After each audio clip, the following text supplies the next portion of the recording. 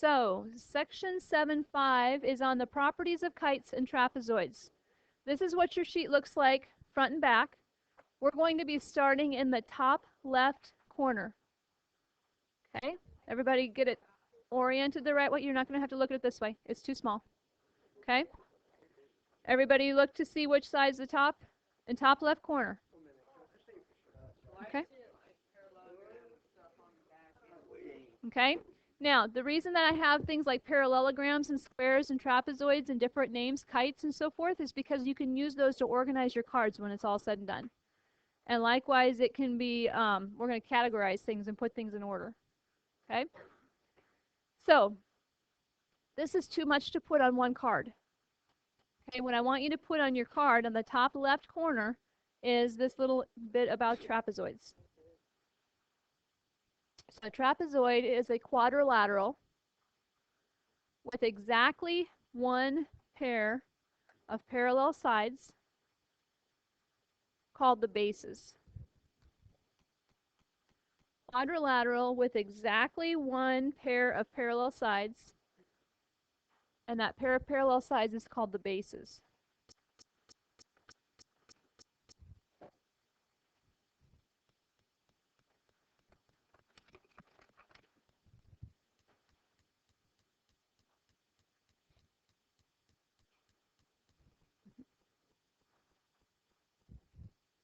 Now there's some other vocabulary associated with trapezoids. Okay? The parallel sides are called the bases. It's exactly one pair of parallel sides, not two, just one. Okay? Okay, just one pair of parallel sides called the bases, and then the other two sides are called the legs. It's helpful, it might be helpful to you to either that or to label the picture on the back of your card. But these are called the bases. The other sides are called the legs, the non-parallel sides. And we have special names for the angles. The base angles of a trapezoid are two consecutive angles whose common side is the base. So we have two pairs of base angles because we have two bases. Two consecutive angles whose common side is called a base.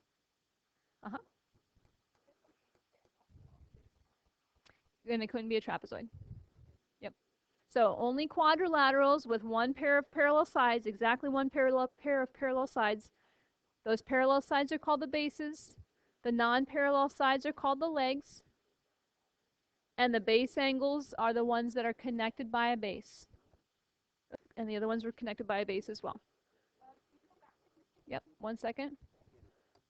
Okay? Yes.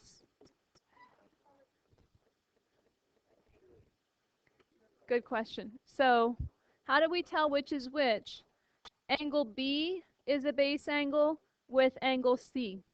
So we only talk about those in pairs. Okay? And angle A and D are associated with each other. They're both also base angles. Okay? So we wouldn't consider C and D a pair of base angles. Yes, they are a base angle with someone else, but they don't match up. Okay? Because they're connected by a leg. Okay? Everybody ready for the next slide?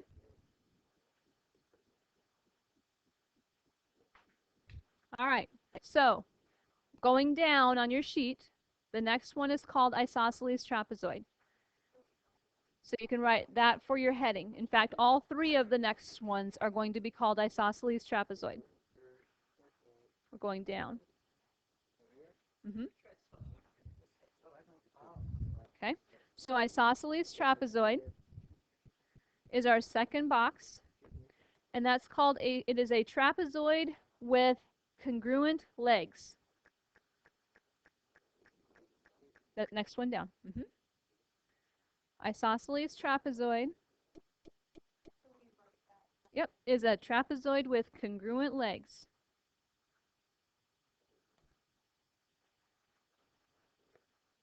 Right here. So this was your regular trapezoid. This is your isosceles trapezoid. Okay.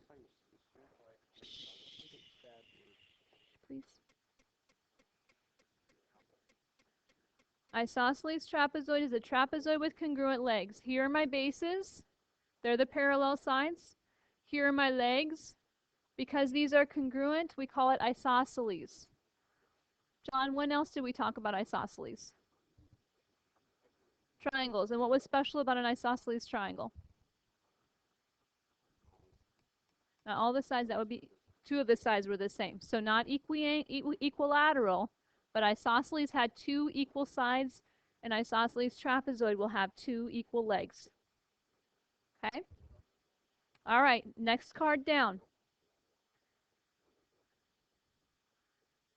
Next card down, if you flip it over to see the picture on the back, has some angles. Okay? If we have an isosceles trapezoid, then each pair of base angles will be congruent. Yep, the next one down. We're just working our way down. So isosceles trapezoid again is the heading. This is the middle one in our column. And the middle one, yep. And each pair of base angles is congruent.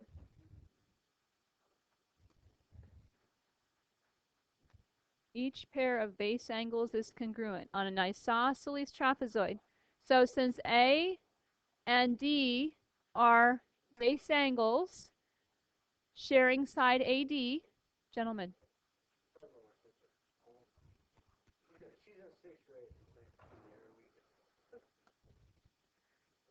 Since A and D are base angles of an isosceles trapezoid, they're going to be congruent.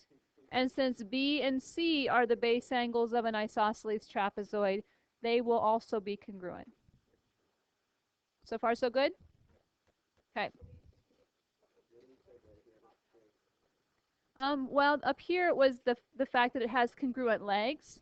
And since those legs are that same distance away from those base angles, it forces those angles to be congruent. Okay? All right. So the next slide, one more down, has some diagonals. And one of the special properties about isosceles trapezoids, again, we're going to have a third heading now called isosceles trapezoid, is that it has congruent diagonals. So an isosceles trapezoid is a trapezoid with congruent diagonals.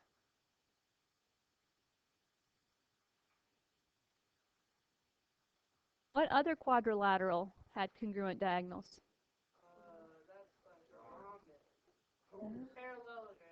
No? Rectangle. Okay. A rectangle also had congruent diagonals. Okay. So you can kind of, in your mind, link the diagonals of a rectangle with the diagonals of a trapezoid. They're going to be congruent. The distance between A and C will be equal to the distance between B and D. Okay? Next slide. Or next build. Midsegment. Okay, hold on. I want to talk about the midsegment of a trapezoid. Okay, first of all, when did we hear that last? Where? Not there yet. Triangles. Midsegment of a triangle. Remind me, what was a midsegment of a triangle? Midpoint to midpoint. Very good. Okay, connected the two midpoints together, parallel to the side, right? Okay, midsegment of a trapezoid looks like this. So it's connecting midpoint to midpoint. Okay, and it's defined as a segment that connects the midpoints of the legs of a trapezoid. Doesn't have to be isosceles, any old trapezoid. Okay, so now we are at the very bottom of our column. Absolutely. It's a student journal, so we don't have a worksheet. Student journal page. Okay, so a segment that connects the midpoints of the legs of any old trapezoid. Doesn't have to be isosceles.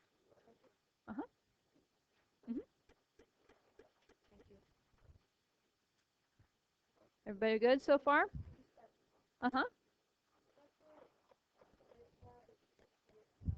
We will have to calculate it. Will we get those later then? We were going to, basically we'll have to graph these and find the midpoints, right? And then we're also going to find out a special property about the midsegments. Okay? So everybody's got this one written down? Great questions. Here comes the next piece. Okay? Turns out that midsegment of the trapezoid is parallel to the bases. And not only is it parallel to the bases, yep, so this is going to be at the top of your next column, the midsegment of a trapezoid, or trapezoid midsegment, okay? The trapezoid midsegment is a segment that is parallel to each of the bases and is 1/2 the sum of the lengths of the bases.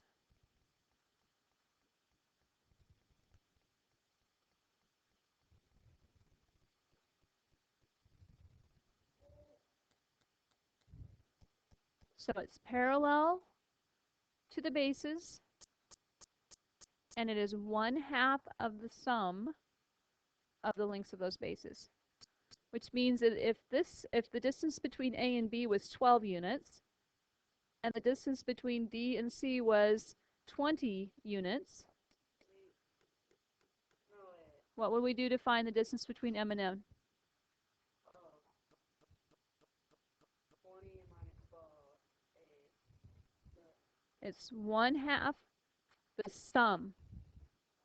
So when we see sum, we need to add them, and then we would divide by 2. So 20 plus 12 is 32. 32 divided by 2, 16. That's all you have to do.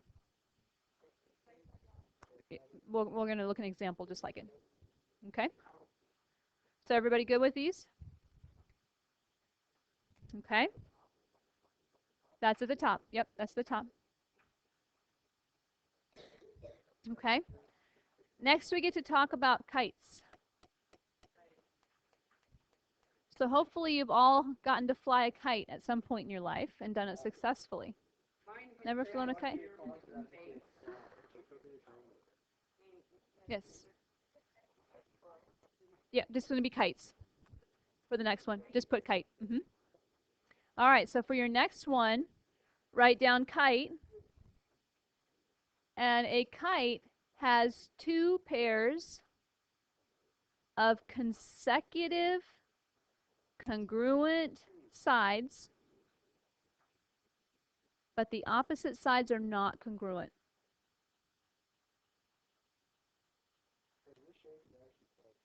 It's actually called a kite. Logical, huh? Okay. So a kite is a quadrilateral with 2 pairs of consecutive congruent sides, but opposite sides are not congruent. Otherwise, it would be a rhombus.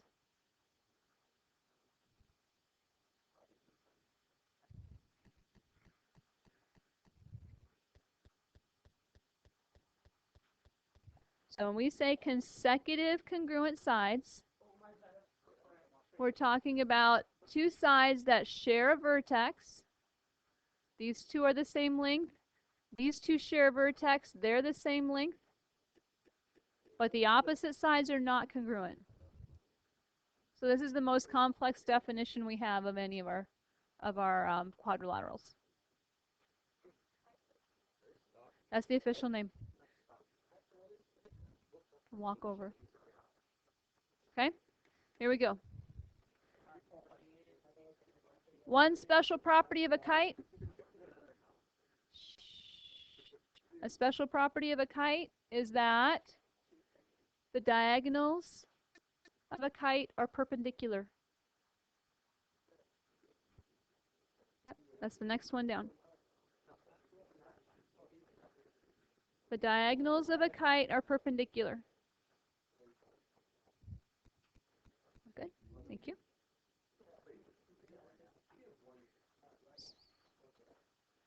The diagonals of a kite are perpendicular. What other quadrilateral had diagonals that were perpendicular?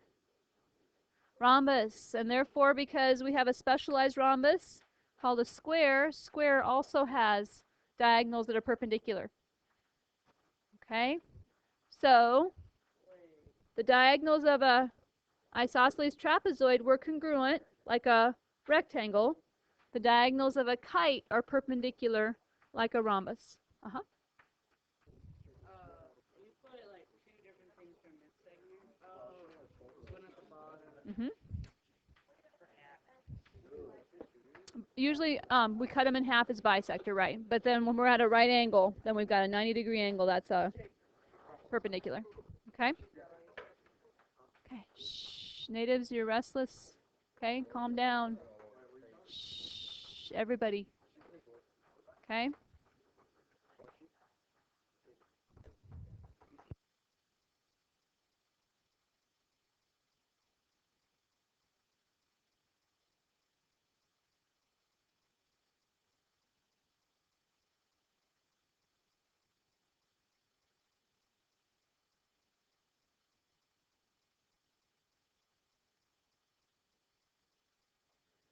Last card.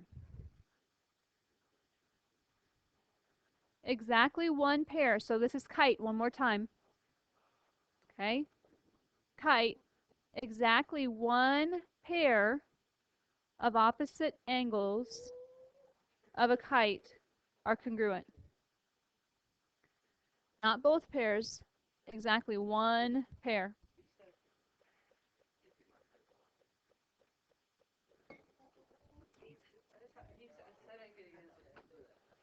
Exactly one pair of opposite angles of a kite are congruent. Always. I would agree.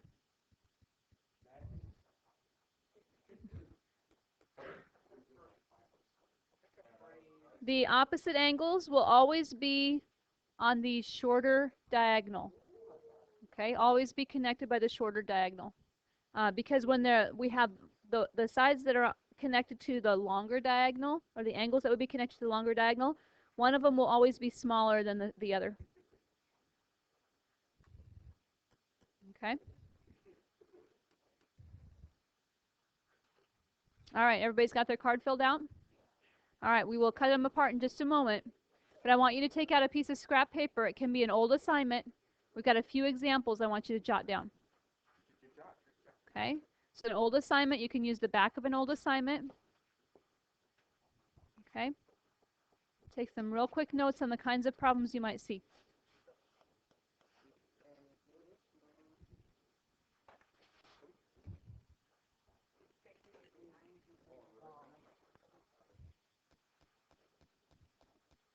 So here's our first example. You don't have to write it all down. Just kind of watch and kind of jot down what you think you need. Gentlemen, you have a piece of paper out for some quick notes?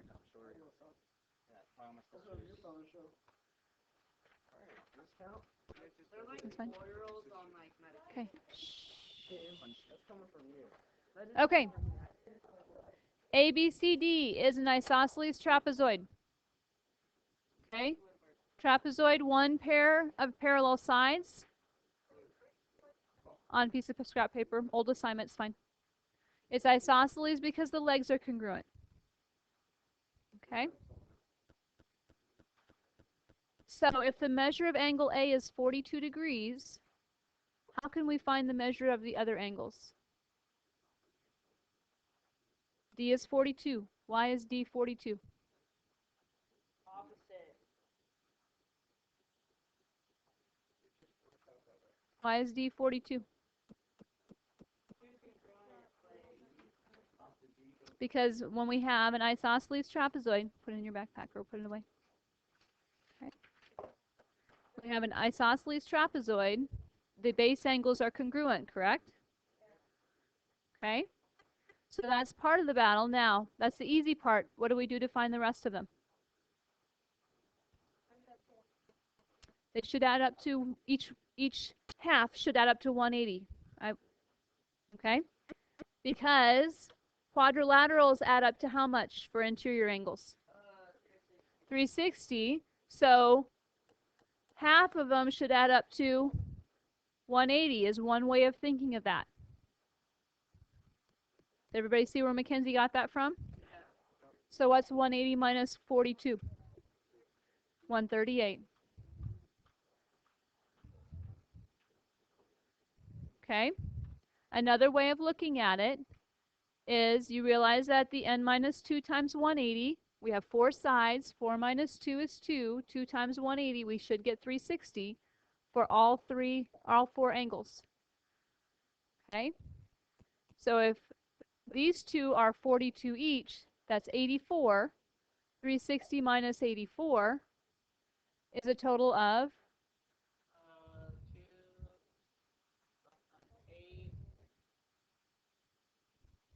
276. 276, and then we divide that by 2 to find out how much each one of these is. I like Mackenzie's way better too.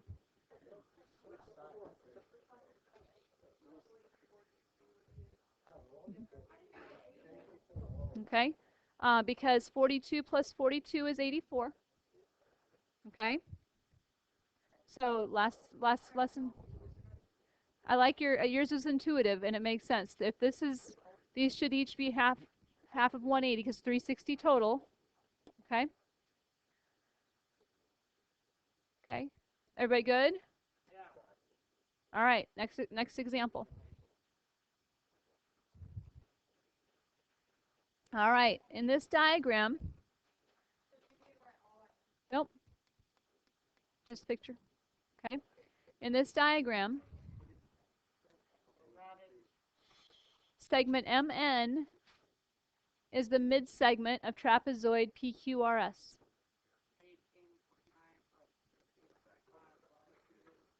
Okay. So if PQ is 13.5 and RS is 18.9, how would we find the length of segment MN? Add them up and divide by 2. 13.5 plus 18.9 divided by 2.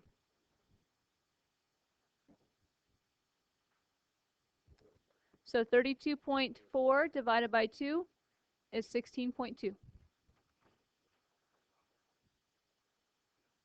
Did I lose anyone? We're good? Okay.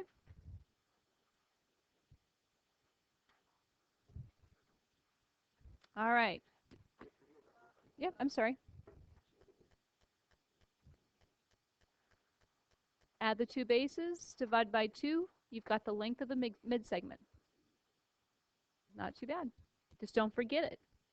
It's easy when you know it now, but 3 days from now, don't forget it. Use your flashcards to review.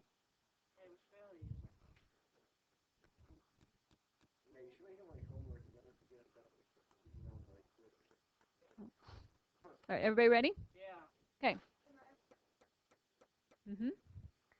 Let's just talk through this one. I'm not going to have you graph these. Okay? Let's just talk through this one. Okay? They're going to ask us to find the length of the midsegment of PQRS. And they've drawn it in for us.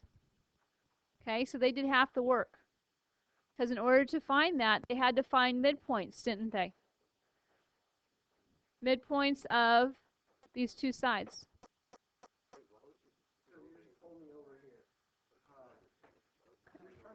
Didn't you just count like 1, 2, 4? Absolutely. So we have a total of, this is at -2, 1. Okay? And this is the point 2, -3. Okay? So just look at that. So now we are ready to use those 2 points to find the length. Aaron, put it away. Okay? Sorry.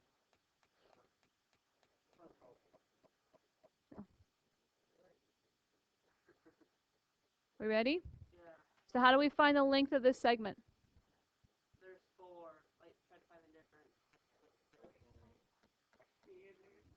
difference. Well, we found the midpoint by adding them up, dividing by 2, distance formula. So remind me, what does the distance formula say? Wait, what? Why do you have to do that? It's like the slope is 1, so all you're gonna count. Yeah.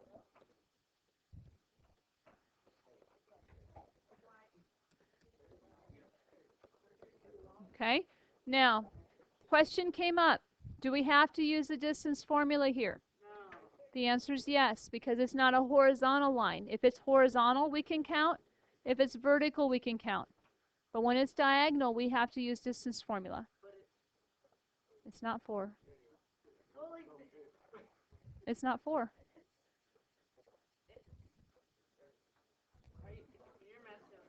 Okay? So let's plug it into our distance formula, and I'll show you it's not 4. It goes, the difference, if you go to 1 to -3, 1 to 0 is 1, 0 to -1 is 2. It's diagonally, though. You're not counting horizontally or vertically. It's not 4. All right, so let's plug them in. X is 2 and 2. So we're going to take a, hold on, this was -2. So we're going to take a -2 minus 2 squared, and then a 1 minus a -3.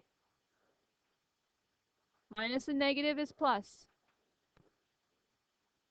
Okay? What's -2 minus 2? 0. Squared is Oh, my bad. 1 plus 3. 4. Squared is, what's 16 plus 16? Let's simplify that. Let's rationalize it. Okay, or take it out, take the perfect squares out. So this is 16 times 2. The 16 comes out as a, and what stays inside? So there's a 4. There is a 4, but 4 is not the same as 4 square roots of 2.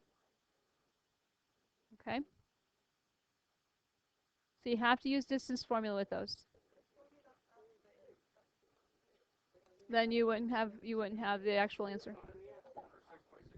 6.65 is roughly what it comes out to. Okay? All right, guys, we got to focus here. We got just a few more examples. There will be some on the test, but not a lot. Okay? All right. So here's another kind of example that you'll see tomorrow on your assignment. Okay, not today's, but tomorrow's. Okay? They're asking us, it's just a student journal assignment. Okay, 7. Okay, pretty close. Okay, so we've got a trapezoid. First of all, we want to verify that it is a trapezoid.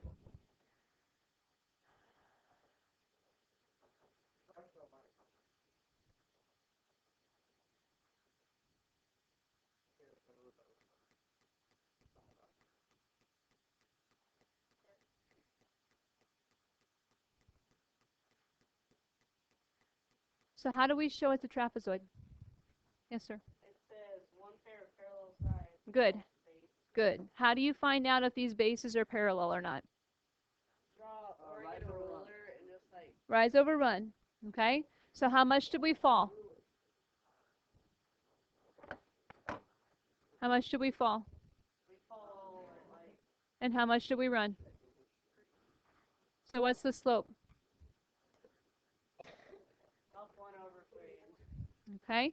How much did we fall here? How much did we run? Yep. So if our slope is -2/6, that reduces to -1/3.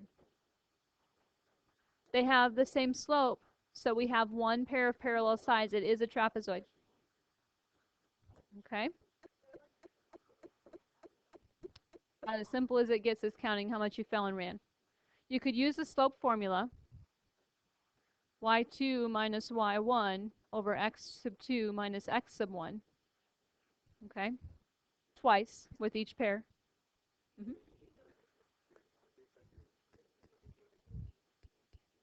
And that would be the problem, right? So you have to be careful to look at the ones that you're wanting to show that they're parallel.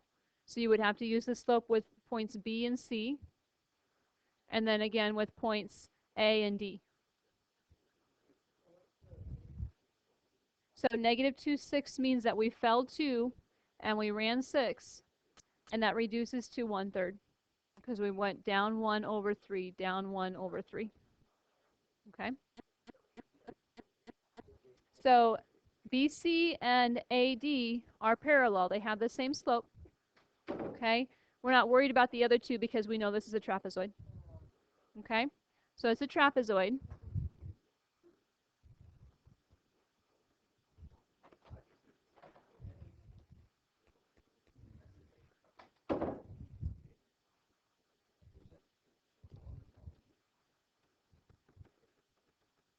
Okay? And the last question it has is whether or not this is isosceles. Yeah. So how do we decide if it's isosceles? Mm-hmm. Could you tell if they're parallel just by doing the rise over line? Absolutely. I'm saying like okay,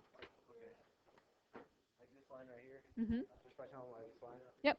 Oh, okay. You can use rise over run. You can count how much they rose and ran, and use that for your calculation of slope when it's graphed. Mm-hmm. If they are isosceles, like congruent diagonals or base angles are congruent. Okay, so we either need to find congruent diagonals, find out if this diagonal is equal to this diagonal. So that's two distance formulas. Oh, no. Let's do the other one. Base angles congruent isn't going to be easy to do because we can't really calculate angle measures using coordinate geometry. Wait. So, like a line up, so that'd be 90. That looks about like 35. Okay, you can use Pythagorean's theorem here if you don't want to use distance formula. Well, I forgot how to do that. Okay, so Pythagorean's theorem says find its horizontal distance, find its vertical distance, Oh, then you'll find the hypotenuse. and then you'll find the hypotenuse. So horizontally is 2, vertically is 5. So 2 squared plus 5 squared should get me this c squared. So 4, 25, 29. So like 14.5. Okay, so that one is 29, little side C. Okay, we can do the same thing with little side D. Okay, between here and here, we went down a total of 1, 2, 3, 4, 5, and over 1.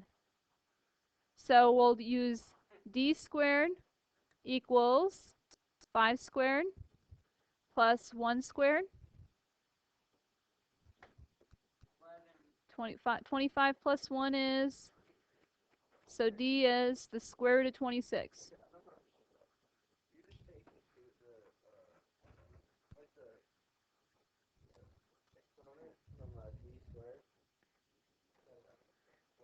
So if I don't want it to be D squared anymore, I have to do a square root. So I take a square root to make it a single D. The opposite of squared is square rooting. And if I square root the left, I have to square root the right. Okay? I just skipped a step. Exactly. And it just becomes a plain old D to the first, and then square root of 26. Okay? Uh-huh. So this is not isosceles. Yep, they would have to be perfect. These two are not the same. So it is not isosceles.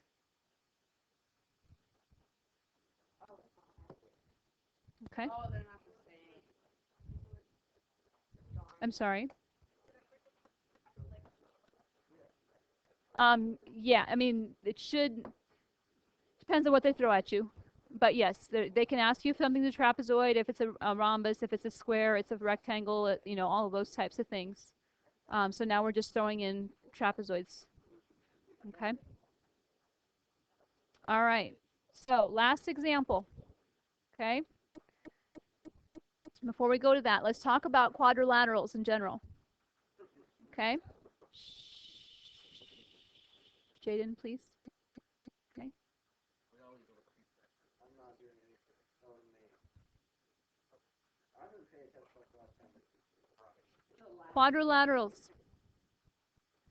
are four-sided figures. We've talked about a lot of different kinds of figures. We specifically looked at quadrilaterals, and then we started out with parallelograms.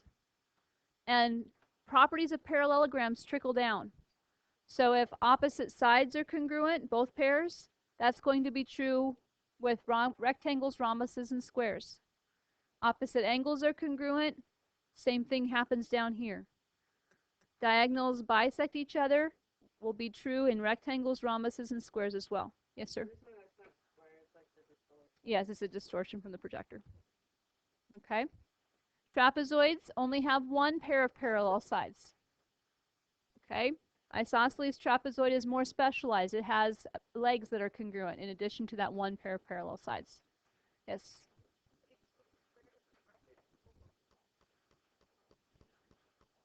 Absolutely. Yep. So they'll ask you something about it, and you have to classify it, all the words that make sense or that are true about it. And so a square is not just a square. It's a rectangle, it's a rhombus, it's a parallelogram, and it's a quadrilateral. Okay? Very, very specialized. And so any property that you have above is going to trickle down to the ones below. Okay? So two quick questions about kites, or one about kites and actually two about kites and one other. Okay? How could we find the measure of angle C? Okay? We know we have 360 total, inside and outside, right? So you just split it up with We split up whatever's left. So we have 130 for these two. And so we'll get 230. And we have to divide that by 2 and get 115. Easy enough? Okay. Easy as a kite. Okay, here's our last example. Don't let this trick you. They can give you symbolism like this, and they can ask you to tell me the most specific name you can give to this quadrilateral. And they'll make it look like a square or a rhombus or a rectangle, but you have to answer based on the marks. Okay, so we know it's a quadrilateral. Can we be more specific?